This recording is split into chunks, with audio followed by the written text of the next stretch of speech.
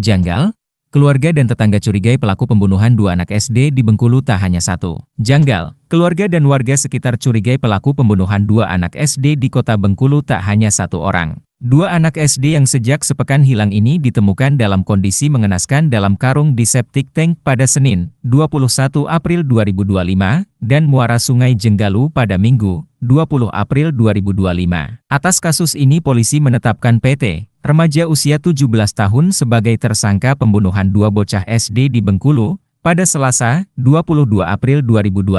Tempat tinggal tersangka dan korban tak berjauhan. Sementara TKP pembunuhan diakui tersangka di kolam ikan belakang rumah tersangka di perumahan Kecamatan Kampung Melayu, Kota Bengkulu. Merasa kecewa dan janggal karena hanya satu yang ditetapkan sebagai tersangka, warga lalu marah dan beramai-ramai mendatangi rumah tersangka, Rabu, 23 April 2025, lalu melakukan pembongkaran dan pengerusakan rumah yang sudah dalam keadaan kosong karena keluarga dari tersangka PT sudah lebih dulu diamankan polisi. Pantauan tribunbengkulu.com, terlihat pintu rumah pelaku rusak dan beberapa kaca di rumahnya sudah pecah. Personel polisi juga terlihat bersiaga untuk mencegah massa melanjutkan aksinya. Pengerusakan kediaman tersangka lantaran kekecewaan dan amarah yang dirasakan oleh para warga terhadap pengakuan tersangka. Warga kecewa, bermula dari penetapan hanya satu tersangka dalam kasus ini, yakni PU, 17, pelaku yang telah mengakui perbuatannya. Namun, warga dan pihak keluarga meyakini bahwa tidak mungkin pelaku bertindak sendirian, ungkap paman korban R, Zainal Abidin. Mengenai pengerusakan rumah tersangka,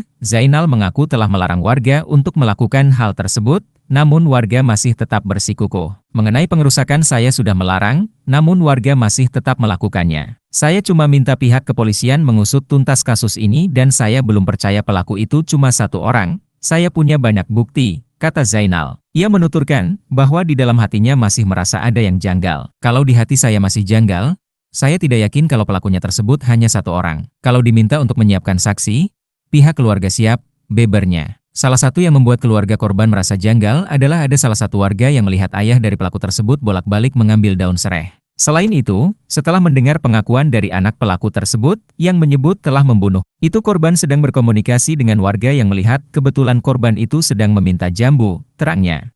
Selain itu, ayah korban, Juliadi mengatakan, ia meminta pihak kepolisian untuk mengusut tuntas kasus yang menewaskan anaknya tersebut. Hingga saat ini ia masih belum terima dengan hasil penetapan satu tersangka yakni PT, 17, sebab pihak keluarga yakin pelaku pembunuhan terhadap anaknya tersebut tidak mungkin dilakukan oleh satu orang.